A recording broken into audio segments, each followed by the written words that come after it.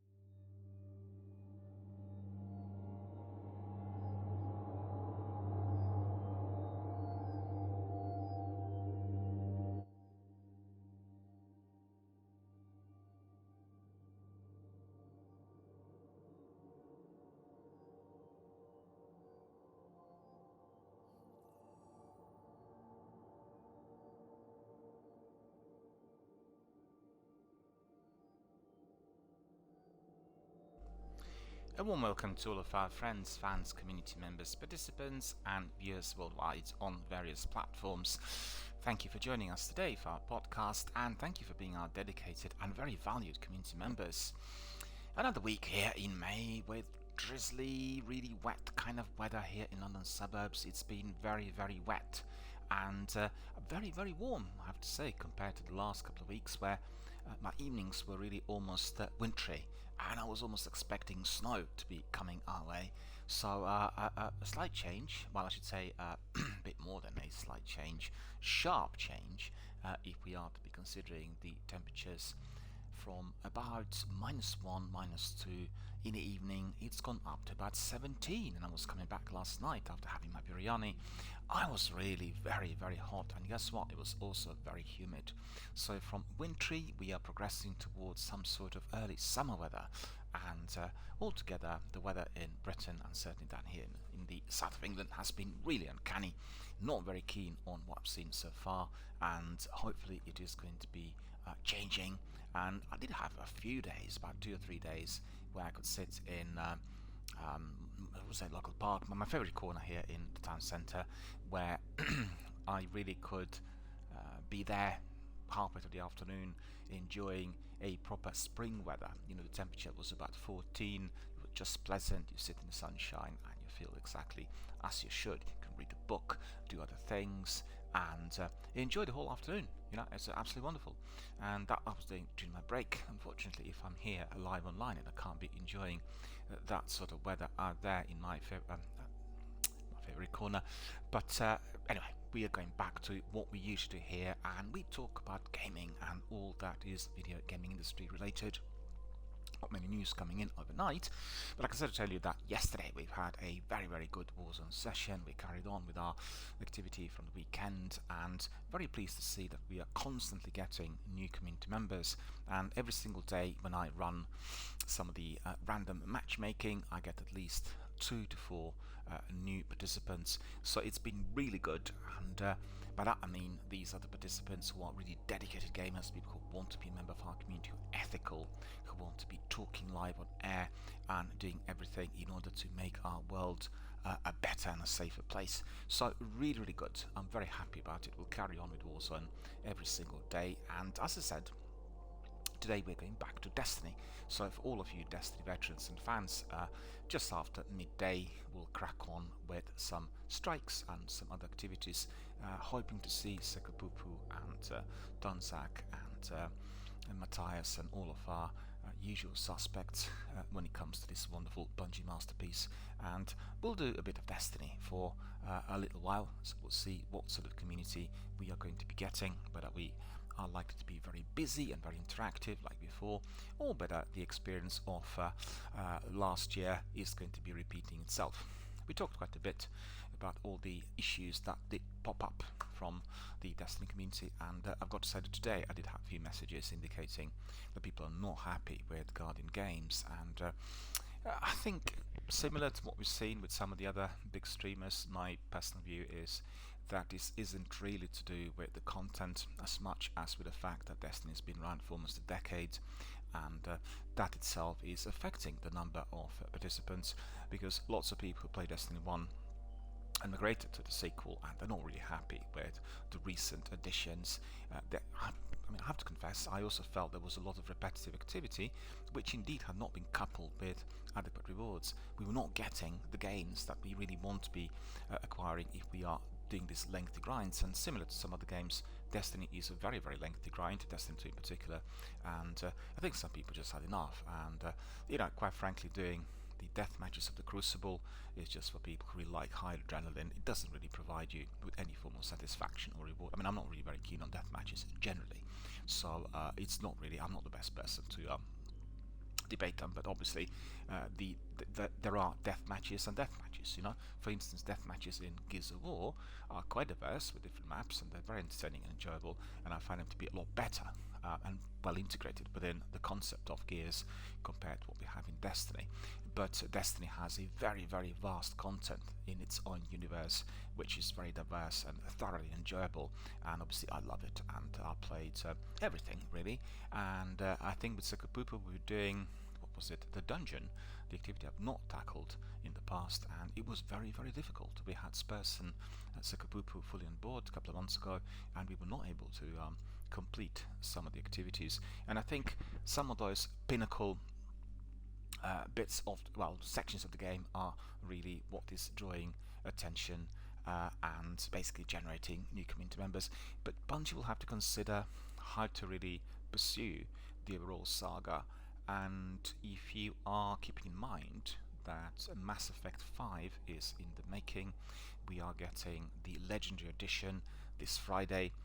There is I think there's quite a strong aura about story-driven sci-fi games coming back to us yet again, and it's possible that Bungie will have to be seriously considering whether to make the storytelling a bit more linear.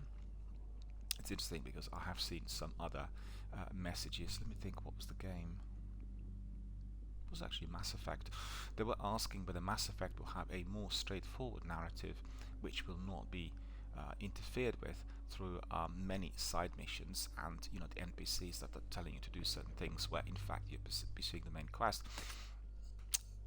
I'm in two minds about that because I quite like the storytelling that the Mass Effect did have, and I think it is fairly straightforward, it's fairly linear, but obviously the concept of BioWare's masterpiece is that you come to an area and you talk to all the NPCs, and therefore you're engaging with both the story, your characters, and you're unlocking these different side missions. You can always do replay, and if not sure about the overall plot and how everything would perfectly blend in, you can simply go down the route of checking it out on some of the guides, and they will tell you exactly, if you want to replay, they'll give you the chronological order of different types of missions, which will make them easier to connect.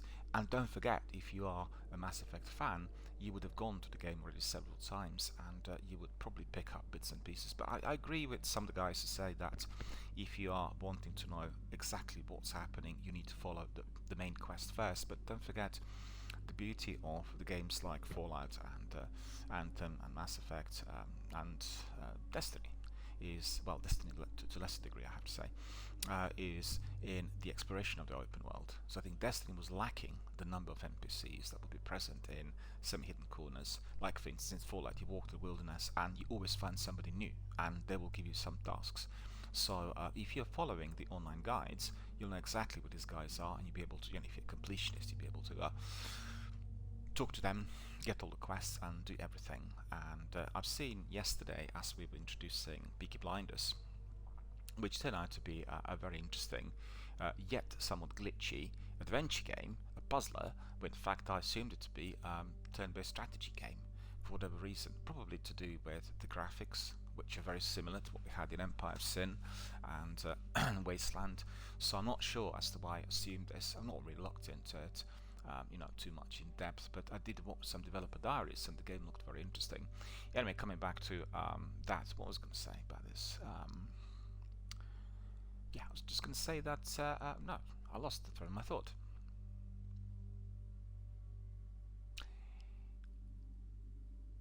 We were watching Peaky Blinders yesterday, and I indeed experienced the game as being very interesting, but to a degree glitchy, and therefore perhaps off-putting, as I wanted to really complete one of the missions where in fact I couldn't really get into the door, which was to be opened by one of the other characters, one of the NPCs, and it just seemed to be really weird. You get characters together, they need to be a couple, and they need to get through the door. And then when you're not using your controller, the characters start walking. So it's a glitch, because they shouldn't be walking. And if they walk around as the other person is opening the door, evidently they're not going to be able to get through. So that was a bit frustrating. But I just would say that you have the games like Peaky Blinders, which in fact, if you want to do just through the very basic story mission, you complete in about 5 hours. It's a very, very short game by today's standards. If you're a completionist, if you want to collect bits and pieces of the inventory that are there seen as collectibles, it will take you 12 hours. So it's almost doubling up the effort. So this is a small game. You can complete it in one weekend, and it is, I guess, a kind of provides a bit of company if you are a fan of the series, and it is, it's enjoyable. It definitely has the aura of old Birmingham. You have these gangs, and you have very nice graphics and plenty of dialogue, so it's definitely very, very enjoyable. But if you're looking at the duration, it is significantly longer if you were to be doing the full Monty, i.e. collecting all the inventory. And you can do that all by yourself, or you can use some of the online guides to know exactly where the inventory is. So for the games like Mass Effect, Fallout, or even Destiny, we are talking about a different sort of jazz. Lengthy games, lots of NPCs, and we'll know that Bethesda and BioWare always excelled in the structure, for which you are walking around and you need to be meeting people, you need to discover those people. So like you go to a foreign country and you want to walk through the local parks, or you want to explore the hilltops. You are exploring that world. So the idea of exploring that world, like you would have had in your real life experience, you are also having in these games. So I think if you're not keen on walking a lot, if you want to be using fast vehicles or doing fast travel, these are not the games for you. You should just forget about it, because I've seen reviews and people ranting really nastily about some of them, and they said we completed Anthem in 12 hours. I spent 146 hours on it, and this was just on the main campaign. I talked to all the NPCs, unlocked all the side quests. It was a massive game, 146 hours just on the basic campaign. And don't forget, Anthem was not really fully developed. It's the game that was to be having us a lot, giving us a lot of new content, quite similar to Destiny, in fact, which from a linear storytelling, they would have branched out into something very similar to Destiny universe, and that's not happened yet. I think in due course, as the tech developer, they probably discovered that the game was too advanced for the tech that we presently have, and I'm quite certain BioWare will not ditch Anthem for good. At the moment they're not working on it, but the game, which indeed had been the most ambitious, the most complex, and probably most expensive compared to everything else they've done, backfired completely. It's just one of the worst releases in video gaming history for many different reasons. Most importantly, they've used the wrong engine and the game didn't work. So therefore the overall enjoyment, certainly within the first couple of months, was completely hampered, and everyone was extremely angry. So one way or the other, we've had similar releases recently with Cyberpunk that obviously told us it's not a good idea to be releasing the game if it's not fully ready. I think War Dogs Legion also had some glitches. In fact, I played it recently as it was offered free of charge for a weekend, and it was extremely annoying. Honestly, there was one big glitch, in fact, where I had to be looking for a scientist in a compound. I think it was at Scotland Yard, and then you need to steal his spider bot, and then you need to do a few bits and pieces to complete the mission. And basically, the glitch made that person and the device invisible. So once I got in there, I kept looking for it, and I couldn't find it anywhere. I kept looking for it, spent several hours trying to find it, and then I realized, well, hang on a minute, he actually needs to be there. I watched a video on YouTube which indeed indicated where he was supposed to be, and I just went berserkers. Spent a couple of hours just completely wasted because of the glitch. And there are other technical issues within the game, and I have to say that the game didn't take off for whatever reason, and I'm very sad to see that. I think I personally had huge expectations in view of all the developer diaries and the assumptions, and I guess some of the statements given. You are going to be walking the streets of London. There are lots of people in there. You can select anyone to become a member of your faction false. You cannot, and also the game keeps throwing in people who you do not want to have in your faction. So it just didn't seem to perform too well. Also visually, it's three different sections. Like the characters didn't seem to be like next gen, which really stands out compared to the background, the exteriors, which are phenomenally well developed, and then add-ons like chairs and posters and signs. They seem to be like something out of pre-360 days. So it just lots of technical issues, and I think lots of developers under huge pressure because of the shareholders and investments. They want games to be competing with others at a certain level, and that's not always possible. I think it is inherently wrong to be launching a game with certain pretenses when in fact once you look at it, things do not work, and generally people are not tolerant today anymore. I mean, you can even see with Outriders they had some less significant issues. They were just basically server connectivities, a bit of lag, a bit of a few crashes, but the developers spent literally every minute of the Easter, so it was 5 days on the trot answering messages and doing Twitter postings. I've never seen anyone being as responsive as that, which helped. The communities otherwise would have been furious, understood it, they accepted it, they waited.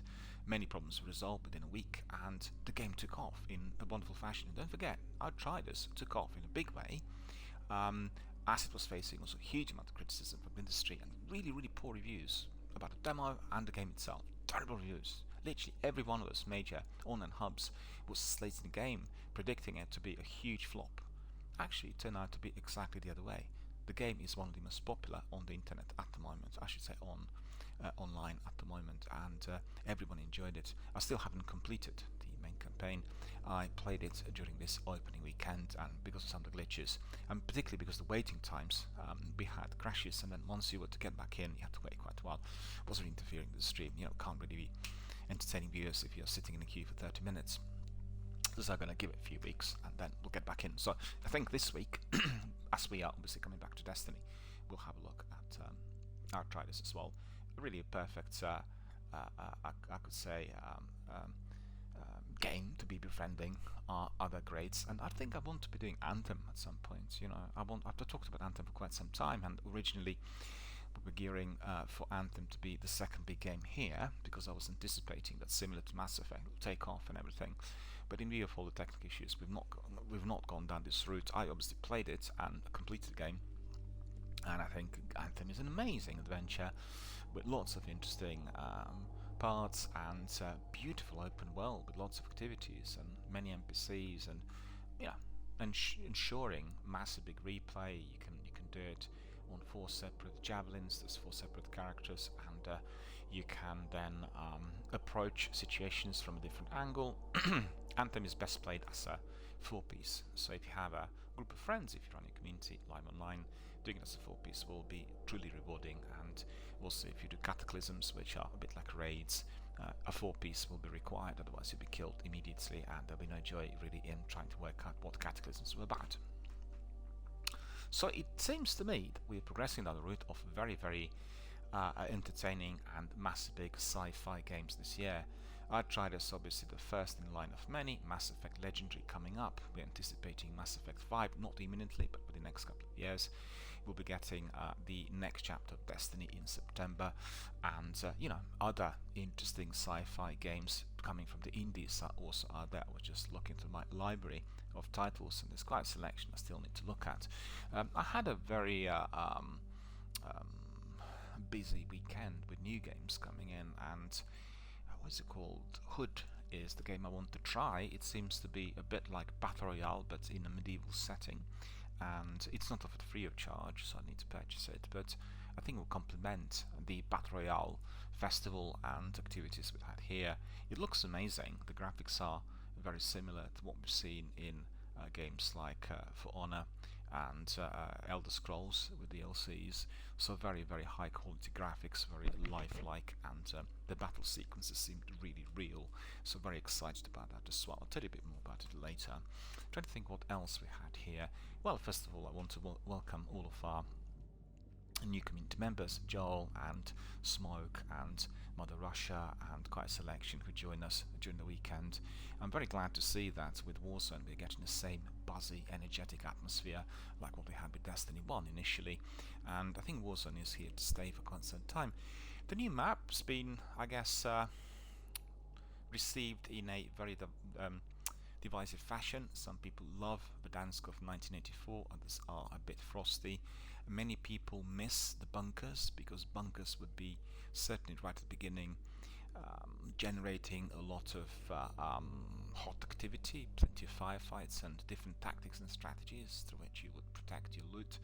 We did that with our squads as well initially, but eventually we got bored with bunkers because we thought if we want to be surviving and progressing to the last five, doing the bunkers is a huge risk, and resorting to early contract collection, and we spotted obviously the areas like storage town and train station that were providing us a lot of loot straight away. So literally as we got into these areas, we were able to generate enough revenue to get our loadouts, so we were kitted up and more than ready for any other incursion. So that's really the tactics that we are constantly deploying, and it's the tactics that work, I guess, on this map as well, and so far so good. The problems we have on Mondays, and they're persisting, they've been going on certainly for about 6 months, is that as they're preparing for the maintenance and the weekly reset on Tuesday, we're experiencing very serious speed issues here in Britain, and every single Monday, like yesterday for instance, we are getting killed so easy and our hits don't really register. I mean, obviously I can say that as a person who's using broadband. I don't have fiber in here, this area still, but my friends yesterday, all three of them, we were a quad, a squad of 4, and all three of them were on really fast fiber, and all of them were getting killed with such ease, and they couldn't really eliminate the opponents. You could tell that the hits didn't register. It was taking a long while for any of that to be completed, so that was really immensely frustrating. So I want to say to all of my friends, fans and viewers, if you are also a Warzone veteran, if you're playing it throughout the week, make sure that you remember that it will be immensely frustrating on Monday after 4 o'clock, because this is when they are preparing for the maintenance and reset, and the servers are not really providing you with the service that you'd expect. And it's very, very important, because I've seen some complaints indicating that people believed that there were cheats, or that the game was going downhill, or the consoles didn't work, and nonsensical types of assumptions. You got to really put in perspective. You need to know exactly what's going on, and you need to understand that online gaming is based on advanced technology, which sometimes backfires. And we had a huge debate a little while back here online. I think it was with Destiny community, online versus the ordinary console stroke PC based games. I should say online versus offline. And many people who are not keen on online gaming say that if there is a major problem with internet connection, or indeed with us accessing the servers, there would be no gaming session.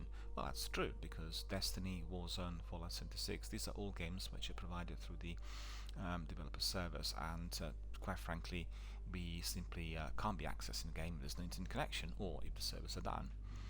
But, it's just the way it is. Think about it. We've all gone down this route. We're using WhatsApp and Zoom and Skype in order to connect with other like-minded souls around the world, and we definitely need that connectivity. Without it, nothing is going to work. I think looking at the collections of video games on discs, a bit like myself having VHS tapes and laserdiscs and DVDs, that's gone into oblivion. Forget it. It's gone. It's not coming back. It's just a fact. It's occupying space, it degenerates, the picture quality after a few years becomes really very, very poor, whilst everything digital can be easily tuned in and adjusted, and there is no way back. Basically, you can't go back. That's what I'm trying to say, and we are going to be carrying on with this system as it stands today, which is going to be even more developed, and goodness knows if we live long enough what other niceties will follow. So I don't really think that the argument is likely to survive, but on the other hand I can understand the concerns. I would say really have the best of the two worlds. Just collect games and discs in case that the other games just go down. If you are having problems with Fallout 76 go back to Fallout 3, and it's not really delivered on servers. It's still enjoyable, it's part of the franchise, it's similar sort of story. You have a lot of fun, and once the servers get fixed, they go back online, you'll be able to get it. And I guess it applies to the games like Destiny. A lot of people complained, why is it that they're reducing the number of missions, the content is being bolted, what's the idea behind that? Well, I can tell you, the reason behind that is simple. They do not have enough space on the servers. The game is massive. It is providing with 4K graphics, and obviously it's taxing on their bandwidth as well. And I'm personally also not happy about it. I think it'd probably be a good idea to divide Destiny into separate chapters, or, Destiny could be then delivered through different servers. But I'm sure Bungie will work something out. This is all work in progress, and if there is one thing that perhaps does not feel too good, but it's also pioneering and to a degree revolutionary, is that we had a fully fledged game, Destiny 2, when it came out, particularly after the first year, with the very, very big, very voluminous seasonal content. And then we've gone down the route of we really want to rebuild the game to be something else with the Destiny 1 and 2 integration, and that's providing us with a half-baked product, really. I think I had great concerns after Beyond Light came out, where I realized that I would have gone in to Cosmodrome, would meet Shohan, the new guide, the new tutor, in-game tutor who was introduced, and he keeps telling me that in a little while I'll be tackling some missions together with Cade. Well, Cade's dead, right? Sounds odd. What is going on? And he was asking me to have a chat with Cade and do a few other things, and Cade's dead. I mean, if you completed Forsaken, you'll know that he's gone, as it stands today. So maybe there is going to be a return of Cade at some point in some other shape or form. Goodness knows, because the way it is. You just come up with an idea as to why Cade could come back, in the same way as they gave the explanation that was accepted by 99% of the Destiny community.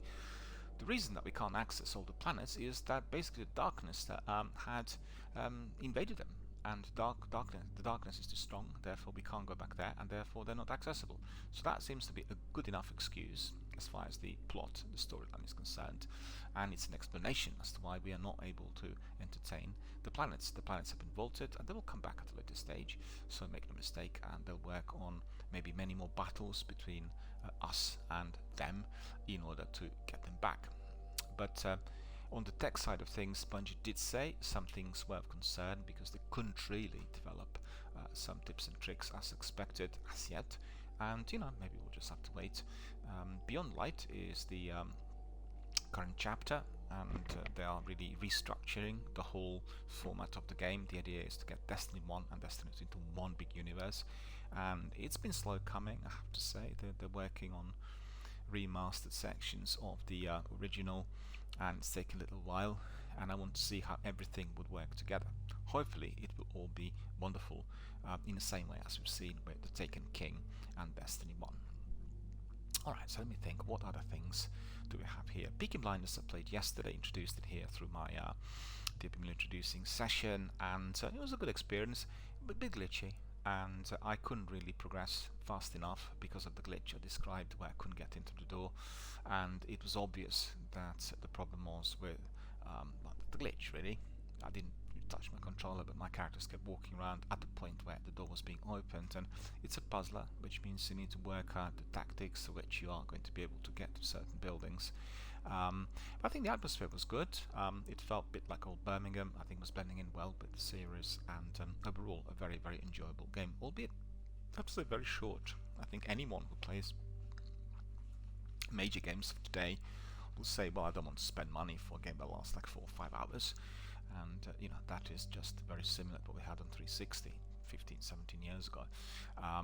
I guess they were using it as a perfect addition to the Peaky Blinders universe, with all the other bits and pieces which you can acquire from t-shirts and merchandise, through books and comic strips and etc. And so far I think it worked well, and we'll have a lot more of DRBMiller introducing in the future.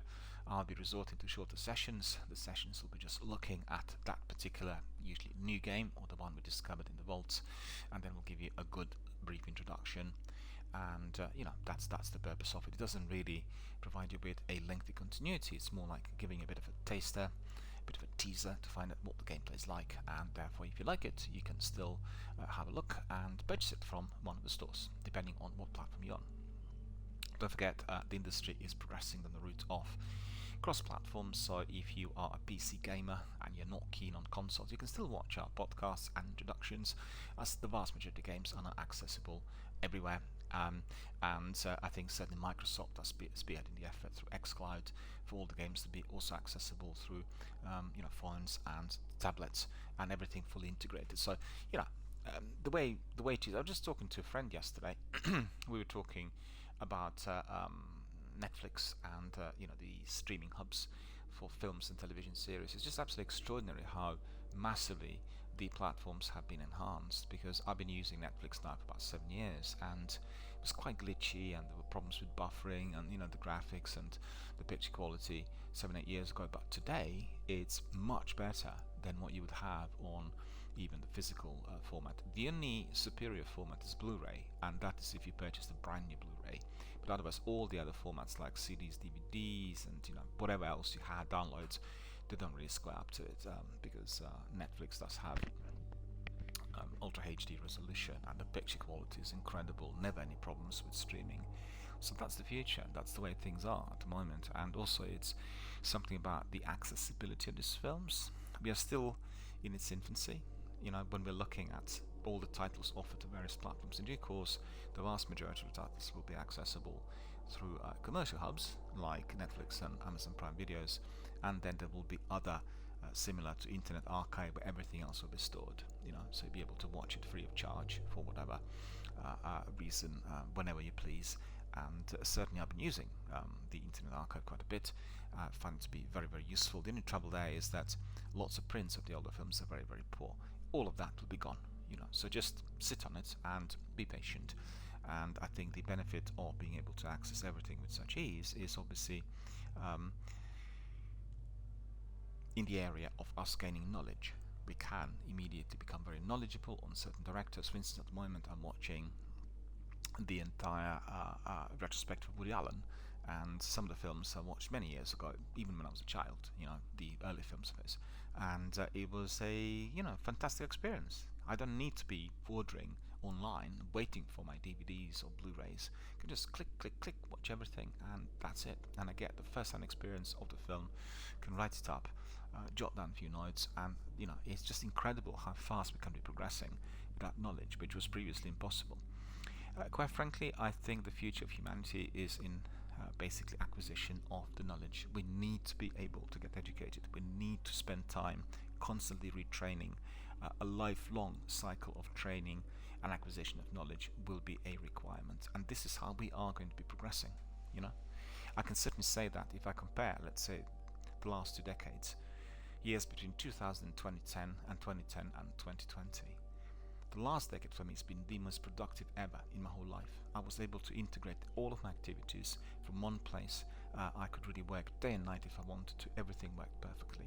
And also, the new apps made it easier for you to organize the instant access to films, television series, games, and all other medias online. Made it very easy for us to become knowledgeable, and we didn't have a need anymore to travel to central London or any other city in order to view films in cinemas. And not to say that viewing films in cinemas is going to be completely eradicated because of the streaming platforms, but I think from my point of view, I found my concentration, my focus, and generally the attention span to be a lot better if I'm watching films on my home cinema setup, which is a very high quality. Traveling to town centres and having all the drudgery of commuting, and then sometimes being delayed, the pressure, needing to get there in time, could be interfering with the viewing pleasure. Certainly it did interfere with me. I've seen probably more films in the NFT, that's the British Film Institute cinema, during the last decade than at any time before. But sometimes I couldn't remember a thing. I watched a film and I was still, I guess, having another in my head due to all the other external pressures, which is something that does not happen at all if I'm enjoying the same film on my home cinema setup. And Accessing old archive films on very good prints is just a very, very recent type of invention, and we could not do that in 2010. But today we can, and therefore we can really progress much quicker, to the degree where we have a lot of knowledge on a particular actor, screenwriter, director, or genre, or any kind of subsection of film history. So the same thing will apply to video gaming. I think Microsoft do want physical product distribution to be obsolete, because it costs them. Really, you never know how many of these games will not be sold, particularly if you're looking at the titles that are not of great interest to very many. And doing it online gives you not just the instant access to the game, but it's giving the publisher and the developer a very, very good, clear-cut second-by-second diagnostics. You know exactly how many people downloaded, how many people watched, and just a lot more advanced and more beneficial. So that is the future, whether you like it or not, and you'll need to embrace it. I always remind myself of a friend who is a chap in his 70s, and he loves watching films on 16mm and 35. He doesn't endorse new digital medias, and he said, anytime we have anything screened and digital, I'll just depart, I'll not watch it. And there's hardly any films you can watch today on 35. There are a couple of cinemas in London that will be screening those films on the original formats, but it's just very, very few screenings, just like one a week, and if at all, sometimes one in about 2 or 3 weeks. So therefore, with this sort of attitude, he will not be able to enjoy cinema as much as in the past, and I think it is a bit radical, but at the same time I can also see some pros and cons of it. Alright, so we'll have a look at the news. What did we get on the wire today? Well, a few interesting bits were coming in, and I'll tell you what these were, so just bear with me. Let's just have a look at Xbox Wire. First of all, I'm curious to see what they said overnight. We did see some interesting news on Resident Evil Village. We talked about the game quite a bit during the last few days, and let's have a look at what they said, and then I'll give you a bit more on Resident Evil Village, because it appears to be that very quickly this is becoming one of the most successful releases ever on PlayStation. So I'll tell you all the facts. So from, I think, May the 6th, so that was on Friday, the game was available on Xbox One and Xbox Series X and S. And they said it's time to return to a world full of survival horror with Resident Evil Village on Xbox One and Xbox Series X and S, taking place after the chilling events at Baker's Plantation from Resident Evil 7 Biohazard, also available on Game Pass. Ethan Winters returns to visit a remote snow-capped village that may have the answers he seeks as he stumbles through a new living nightmare following a series of tragic events. Welcoming Ethan to this shadowy European village is a variety of mutant lords who each control a different aspect of the village. There is a giant hammer wielding Karl Heisenberg, the towering yet alluring Alcina Dimitrescu, and her 3 daughters, the grotesque half-man, half-fish Salvatore Moro, and the creepy Donna Benefinto, who is accompanied by an equally creepy puppet named Angie. Managing all these lords is the mysterious Mother Miranda, a ruler of the village and worshipped by all who reside there. It's a very, very scary game. The wildcard here is Chris Redfield, typically a hero in the Resident Evil series, but everything we've seen about him so far suggests he has some sinister motives in Resident Evil Village. So we'll just have to take a trip to this snow-covered village to help Ethan to find the answers he seeks. We're not going to give you any spoilers for it. Powering this horror festival is the incredible Resident Evil engine that, when paired with an Xbox Series X and S, or I should say PlayStation 5, will deliver hyper-realistic graphics and ray tracing, bringing the mysterious village and its citizens to full life. What I need to tell you is that I have Sony setup. I have Sony Bravia and Sony PlayStation 4, and the images on some of the games, when you have everything fully connected to Sony, are really absolutely incredible. I mean, you'd appreciate it because it's all manufactured by the same corporation, and it's a very good integration system with Sony Xperia phones as well. The app and all that you have on it works so well with Bravia and also with PlayStation 4, and you can also be using it as a second screen and do lots of other things. You can combine it also with your PC, because all the games on PS Now can be downloaded, similar to what you have with Microsoft and Xbox. So it really works really well. I just want to say that the game that performed the best on my setup that I played recently was The Last of Us Remastered. It was incredible. The graphics were razor sharp, everything was absolutely mouth-watering. I think because my TV is not 4K, it's Ultra HD, there may be some significant difference if we were to be watching it on the latest next-gen type of setup, but still I much prefer what I have, and I really thoroughly enjoy the graphics. So Resident Evil Village is going to be truly mouth-watering for everyone to enjoy. Make sure you're using the latest consoles and that you're watching the game and playing it on the best possible setup if you want to really experience the the full emotions of the game. Let's see, we have also there smart delivery, so it means that we only need to buy one digital version of the game to get the best version for your home Xbox console. So you probably are familiar with Xbox smart delivery setup. You do not need to be purchasing another game once you migrate to the next-gen console. So for instance, I don't have the next-gen here with me. I use Xbox One and PlayStation 4. So let's say if I purchase this game out of the console or on Xbox, then once I converted to Series X or S, my game would be automatically updated to the latest update, the latest version for the next-gen. So with hyper detailed graphics, intense first-person action, and masterful storytelling, and a selection of really truly frightful friends to encounter, the terror has never been better. Resident Evil Village is now available on all platforms. Well, I have watched some developer diaries. I've not played the demo. I thought that the concept of the demo being accessed just within 6 hours was not for me, and I've seen a lot of backlash on the net as well, and I'll be doing it once I purchase the game.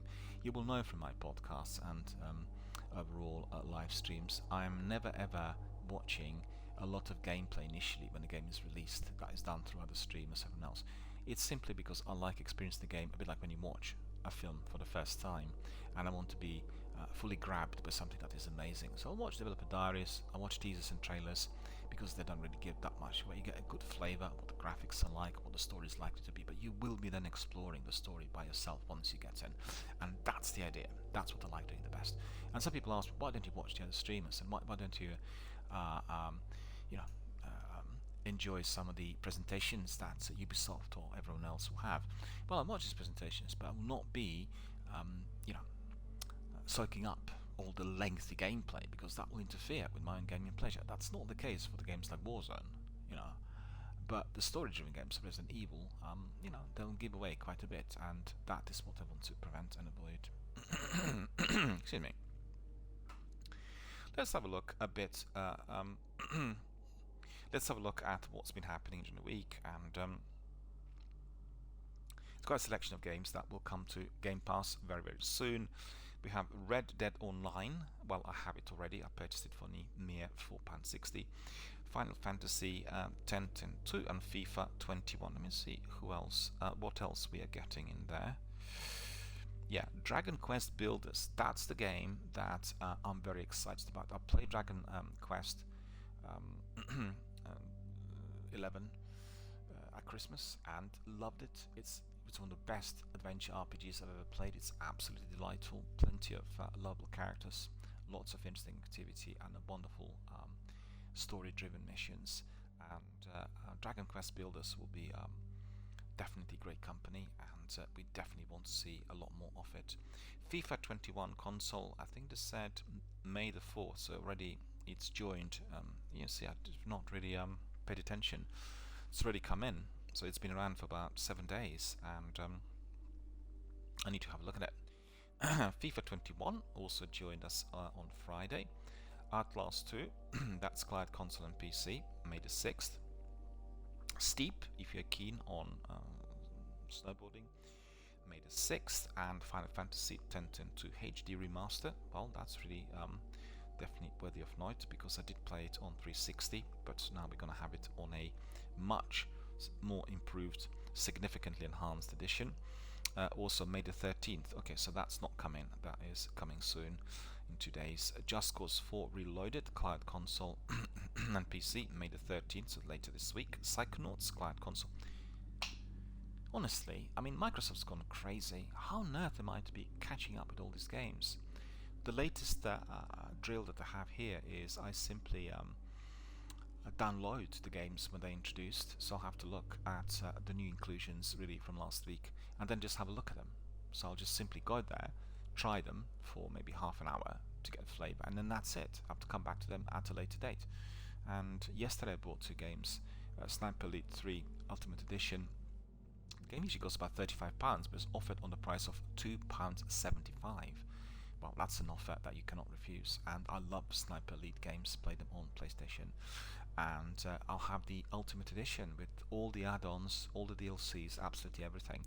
And what's great about it does have quite a significant chunk, which is a multiplayer. So for all of our Warzone veterans, and particularly our stealthy players, people like using snipers, that will be also of interest. So maybe sometimes we'll throw in a session of Sniper Elite for other chums to join us, and we'll do a bit of stealthy action for everyone to become a bit more, a bit more familiar with the series.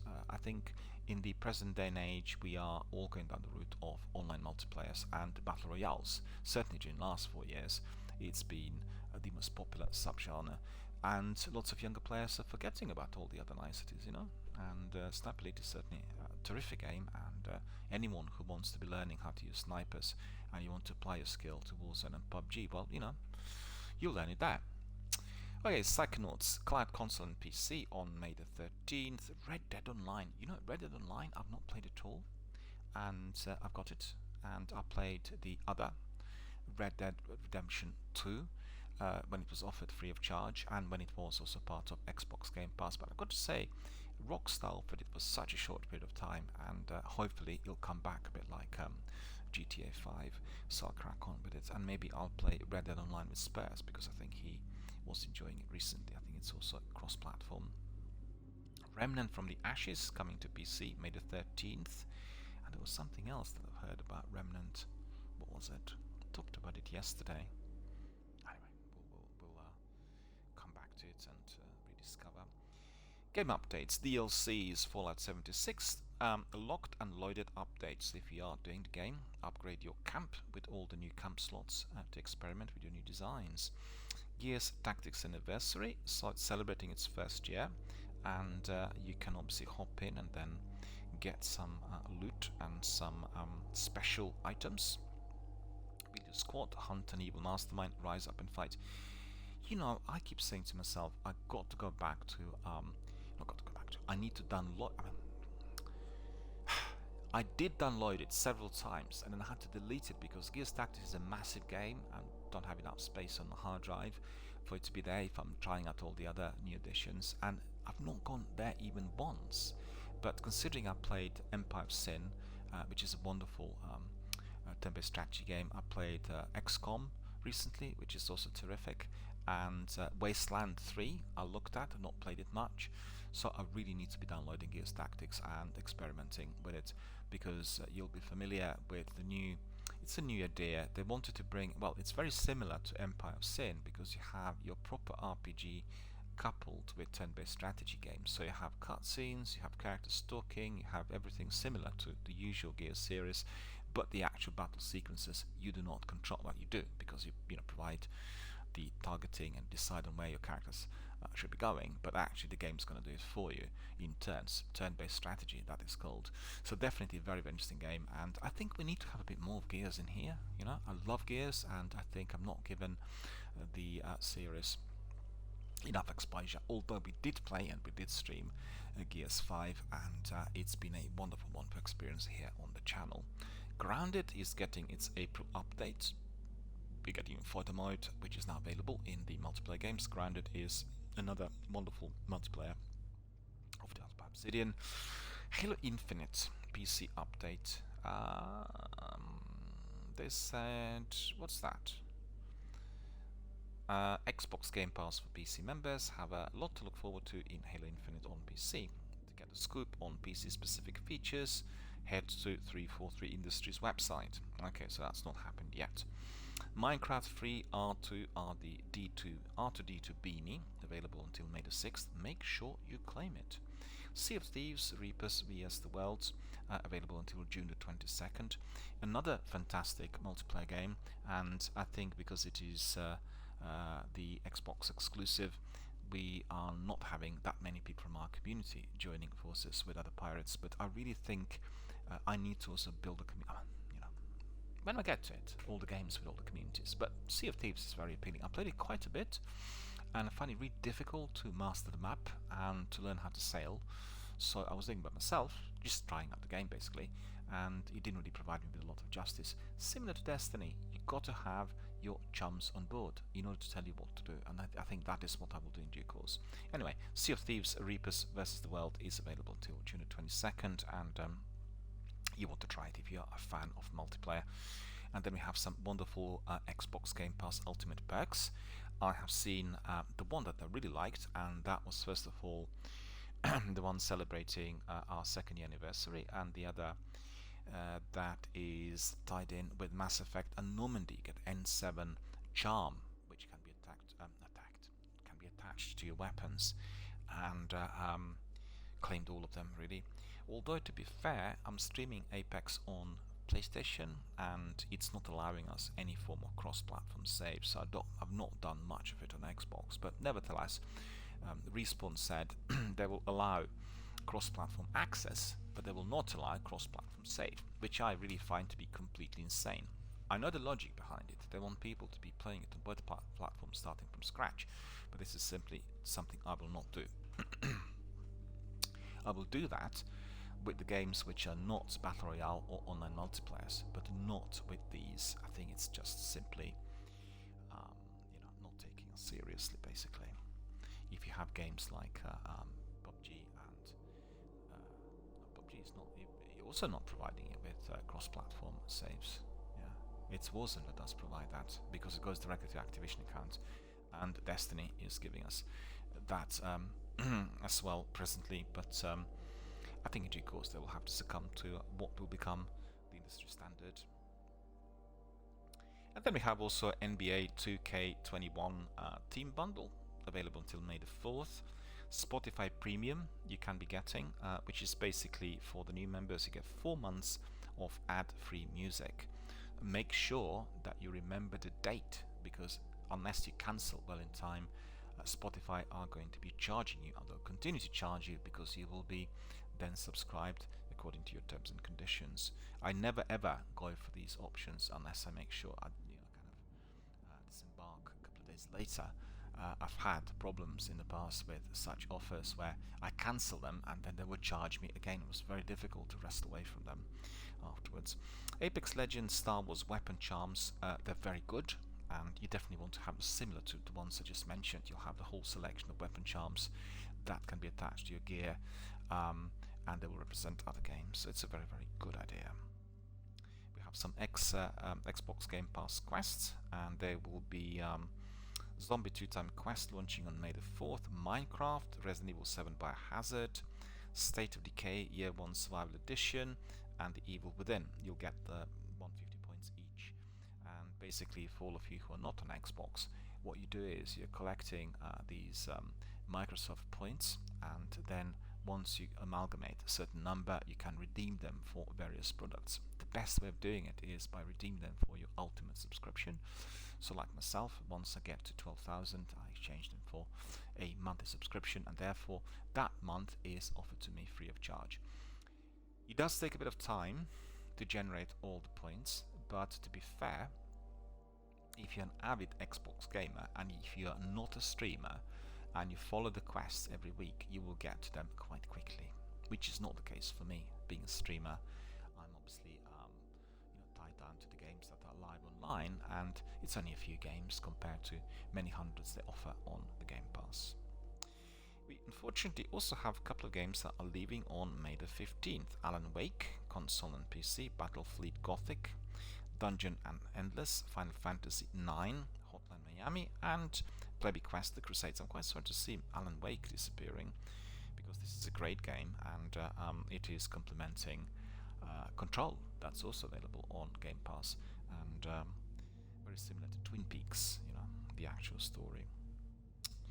Alright, so that's the news, my friends. Let's see what we have on Twitter today. There are some bits of news related to Resident Evil, so I'll tell you all about that. Just give us a second. Yeah, the news is that Call of the Sea, the game I introduced here earlier in the year, is launching on PlayStation 5 and PlayStation 4 today. So if you're interested in what this puzzle is like and you are on PlayStation 4, that is going to be your bread and butter. I can recommend the game. It is a highly advanced puzzler, and if you like very difficult puzzles with relatively few clues, well, that is going to be to your true delight. Definitely wasn't to me, because I find it very difficult to resolve some of the puzzles, and I progressed I think towards the last chapter. I've not completed the game yet, I have to confess, and the puzzles were getting more and more difficult as we were going ahead. Similar to Uncharted, similar, but not quite the same. And it's a single player game where you are, you know, like the old puzzlers, you're going through various areas and discovering inventory, and it's all about puzzles, basically. That's what the game's about. The message from somebody saying, seriously, please make Iron Banner great again. So what's wrong about it? Let's see, what did I say? Yeah, I can tell you, the rewards. The rewards are just pedestrian. Iron Banner is a lengthy grind. You need to be doing lots of crucible matches, and they're aligned to your power level, so there will be many people in there who are a bit more powerful than you, so it's very hard to survive, and you're not getting all the accolades as you would like, and you know, getting mundane rewards. You get a weapon that's just attractive to look at. What's the point of doing it? And that's been the biggest complaint, really.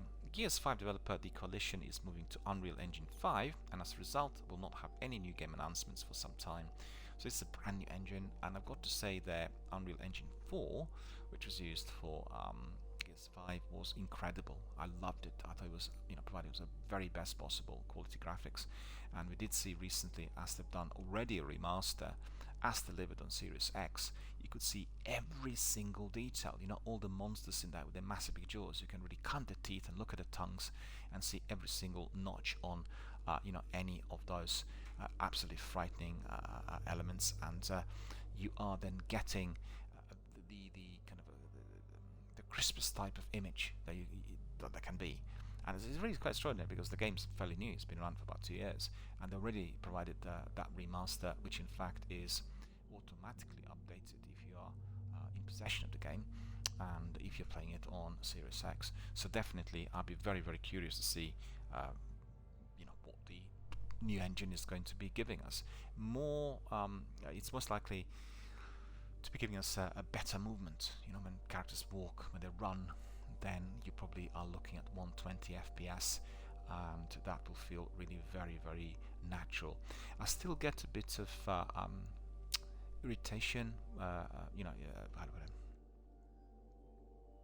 my eyes get tired if I'm playing certain games where you are not getting 60 plus FPS, and the best example of that is Obsidian's The Outer Worlds, which I played quite a bit here on my setup recently, and I'm playing it on Xbox One, and it does have that you know, frame rate drop, so you can really feel it. Your eyes get a bit tired after you played it for a while, and the new engines and the new systems will just eradicate that completely. Alright, so we have 12 minutes. 12 minutes is a game I talked about here quite a bit, and we also watched it in various Xbox presentations.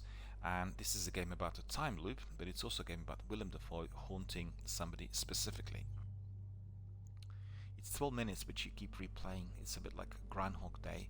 An incident, a crime took place in a certain town, and you are reliving the crime, and you're trying to resolve it and basically, you know, bring the pieces of the puzzle together. So it's definitely a very, very interesting concept, and it looked exciting. So we need to see what the game is going to be like once fully released. And we've seen that they are tackling the release of Battlefield 6. We are all anticipating that the announcement will come from EA very, very soon. Final Fantasy VII Remake Integrate DLC is going to be download only. You can't purchase it, and no physical products, therefore you need to subscribe and download. Uncharted 4 has the perfect video game ending. I agree. It's really a terrific game. If you play the Uncharted series, you will always say that Uncharted 4 is the best out of all of those that you would have enjoyed over the years.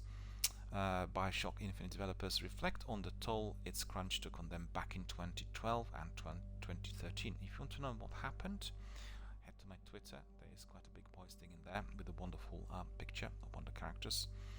And let me just see, where is it now? I just want to, yeah, we've heard about Rambo coming to Call of Duty Warzone, and he is going to be popping up on May the 20th, so that is in 8 days. Mark that date in your diary. Rambo coming to Warzone, and you'll be able to bring him in. He is going to be one of your characters. I really want to be meeting Rambo in that arena, and we've seen Leatherface, Spurs wearing it, and will be more than good enough to be contesting him. So we know the date, it's the 20th. I'm sure, I can bet that lots of our community members will be purchasing the pack, because yesterday I've seen 2 members, Smoke and Joel, displaying a wonderful ghillie suit, which is very useful. That ghillie suit is very useful if you are somewhere in the field. The foliage blends in perfectly well with the grass, and you simply become completely invisible. Very, very good for snipers. I'd really need to get it, really. It doesn't really work too well if you are manning a building, because obviously it will give you away, but it's ideal for the strategies where you want to be hiding in the woods and then sniping at the opponents. In fact, Joel did spot one ghillie yesterday, and the other person was quite hard to eliminate. So definitely works to your advantage. It's not just a pretty suit, it is tactical. Returnal was one of the PS5's best-selling games of April 2021. Despite only being out for a day. Well, obviously Returnal is a huge game, and definitely has been very popular. People who play Path of Exile and survival game will love it. It has a survival mode, and you need to be replaying everything from the beginning if you get killed. And it has some sort of, I'm not exactly sure how it works, it's a resurrection, and you relive certain parts, so definitely a very interesting concept. I've not tried it yet. I want to get to the news on Resident Evil Village. Capcom reveals Resident Evil Village eased up on the tension curve after players found Resident Evil 7 too scary. So they said the horror in the previous game was too much for some players, so therefore they just toned down the experience a bit. But I really think that for all of us, if we are doing any of those Resident Evil games on high quality setup with top-notch headphones, it becomes very eerie, and you really better watch your pulse, because it will be definitely very, very nerve-wracking when you're entering certain buildings. And they said, speaking to Axis producer Tsuyoshi Kanda, said Capcom received Resident Evil 7 feedback, and some people felt it was actually too scary. Scary is obviously the goal in horror, but not if it means players do not want to keep up with the gameplay for fear of an unexpected bowel movement. And in one regard, that's exactly what we are striving for, and it's a huge compliment for us, he said. But at the same time, it's always our goal to create something that anybody can feel comfortable jumping in and doing, so we are easing up the tension curve in Resident Evil Village relative to Resident Evil 7 Biohazard, so players are not really feeling that constant fear. And he also said you can expect more moments of solace, so you'll be basically walk into certain areas and you will not be meeting any enemies, but you will be expecting them. And he said similar to the ones you get when encountering a save room and its typewriter. I have to say, in the first game I hated that ribbon. It was so scarce, and I had to be replaying so many different sections again and again. It's not a very long game, but you keep replaying it, and done it on PlayStation 1 years back. Watching it on my home cinema setup through the projector, massive big screen, it was both terrific and terrifying at the same time. I told you the story when I brought in friends, and they were choosing between Resident Evil 1 and Silent Hill 1, and they decided on Silent Hill, and then some people could not really fathom it. They had to get out because they were so scared. You know the sequences when the lead character walks through the fog and you get all these kind of monsters attacking from above, and 2 friends were so scared. And funny enough, after we finished with the gaming sessions, already after midnight, they went out, and then guess what? My local area is Alexander Palace, right? And frequently get fog in there due to the canal, the lake, and everything else. and it was very foggy. So they said, "Oh, we don't want to go back home because this monster's going to get us." It was funny. It was years back, Silent Hill days. Right, so there's one more bit of news related to Resident Evil. Let me see. Movie director claims Resident Evil Village boss fights copies his monster design. Well, I'm not going to go into that. Resident Evil Village's main menu has a subtle Easter egg. Did you catch it? Let's see what this Easter egg is. Resident Evil Village's main menu is pretty straightforward. There is a tiny touch that some players may be missing. The Resident Evil Village main menu isn't anything spectacular on its face, but it has a small Easter egg that some players might miss. So you progress through the game, the time of day indicated by the background will change. So there are some screenshots here on my posting that will tell you exactly where to go. So it's an interesting touch because it reflects the fact that the game takes place over a single day. So it's one day in Resident Evil Village. Another game that uses a changing time of day to great thematic effect is Bloodborne, where evening gives way to night and then night to cosmic nightmarescape. Two other games that take place mostly over one single day include Uncharted Drake's Fortune and Prince of Persia: The Sands of Time. Yeah, I remember that. The game's been only out for a few days, but Capcom already expects the game to turn a record profit along with Monster Hunter Rise. We also recently learned that Lady Dimitrescu was brought to life with the help of a large stick to mark the character's eye lines. If you're struggling with the big baddies, we've got some beginner tips and full spoiler-free walkthrough to help you out. That is on GameSpot. If you want to really get to know some of the tips, head to my Twitter, access the posting, and then access the link in there. There was just one more. Yeah, there we are. That's the one. So, I mean, right at the bottom. Resident Evil Village ships over 3 million copies, right? So that tells you that it is the most successful Resident Evil release of all times. The horror game went on sale Friday the 7th and has launched very, very strong.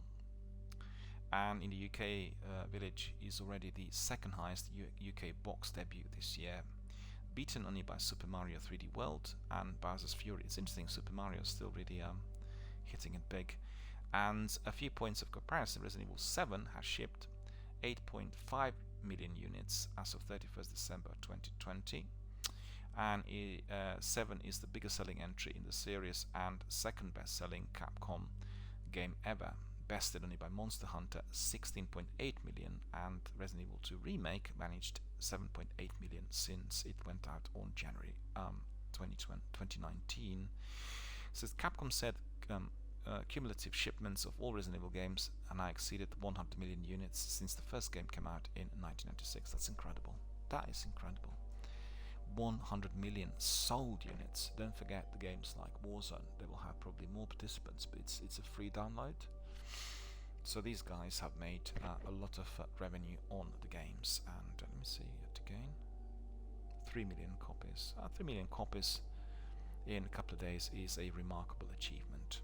Alright friends, so if you want to see Danus D wearing a real life sniper and having an outfit which is for her stealth gameplay, you can go to her website. Danus D has a photograph and she looks really absolutely awesome, wearing a webbing and holding this massive big sniper with huge suset. So if you are a fan of stealth gaming, and indeed if you like playing and watching PUBG, Danus D is your best bet. So make sure you check out the channel. Danus D is at Danus D on Twitter and at Danus D on Twitch, and one of the most popular, the most successful PUBG streamers ever. We've come to the end of our broadcast, and thank you for watching. Hope you enjoyed all of my musings and ramblings and ideas. I apologize, sometimes I really lose my bearings, because I talk from top of my head. I always just gather my thoughts as I go along. I have a list in here of things that I need to say. I have news posted on Twitter and other hubs, and therefore I just follow the streak and go from one posting to another and provide you with some reflections on what I think about the current state of our beloved video gaming industry. So today is going to be a busy gaming day. We have already we have concluded our daily podcast. I'm going to be proceeding with Destiny 1 imminently, so stay with us for Destiny 1. We've not been here for a little while, and after that we'll progress to Warzone. So I did say I'm going to dedicate a whole day to one game, but it depends on hours. If I can spend a bit more time, we can have two games. If it's a shorter session of 4 hours, we're just looking at one, because giving it an hour for games like PUBG or Warzone, it's just not doing any justice. You don't really enjoy it, and it's too short.